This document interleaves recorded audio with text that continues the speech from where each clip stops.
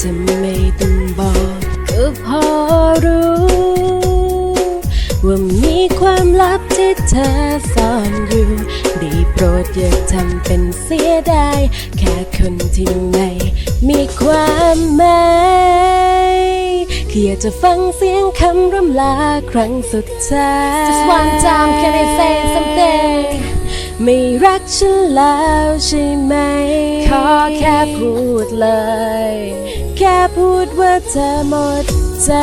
Just another one หมดความผูกพันเป็น another two นี่แค่วันจันทร์น่ะต้องทรมานจนถึงวันพุธนั่นวันเว้นวันเวลาแค่นั้น don't wanna love ทนรอทุกวันถ้าไม่อยากมีกัน would you don't do this อยากจะกอดกับเธอคนเดียวอยากได้คำตอบจากเธอคนเดียวอยากอยู่ตลอดกับเธอคนเดียวดวงตามันบอดไม่มีใครปลอบโยนอีกแล้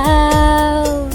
ไม่ได้ทำร้ายแต่เธอทำให้ผู้ชายต้องคลายต้องกลายเป็นคลายเสียต้องคลายอีกต้อง try not cry รักเธออยู่ตลอดแต่ทำไมต้องนอนร้องไห้ไม่ต้องเกรงใจหรอกแค่พูดเธอก็พอรับได้เธอไม่ต้องหลบสายตาเธอไม่ต้องบอกก็พอรู้ว่ามีความลับที่เธอซ่อนอยู่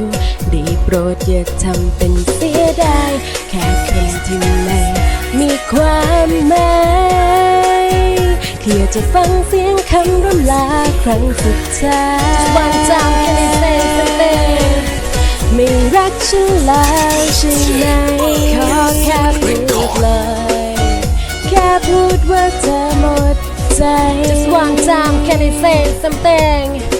ไม่รักก็ปล่อยกันไปขอแค่พูดเลยฉันรักข้างเดียวไม่ไหว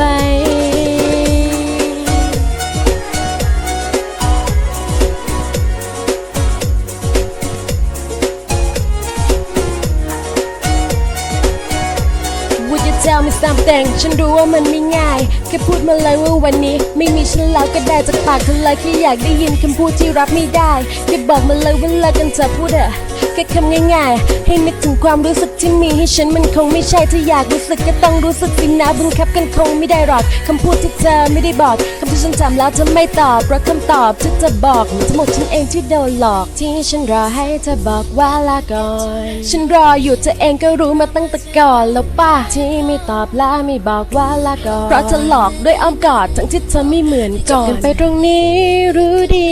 ต้องจากไกลต้องอยู่คนเดียวให้ไว้แม้ใจต้องจากกันในเมื่อเธอจะทิ้งฉันไปก็ไม่เป็นไรจะยิ้มรับคำลำลา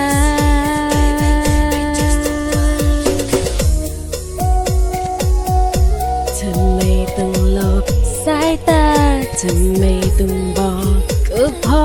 รู้ว่ามีความลับที่เธอซ่อนอยู่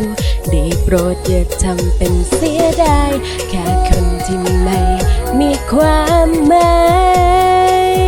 แค่อยากจะฟังเสียงคำร่ำลาครั้งสุดท้าย Just one time can I say something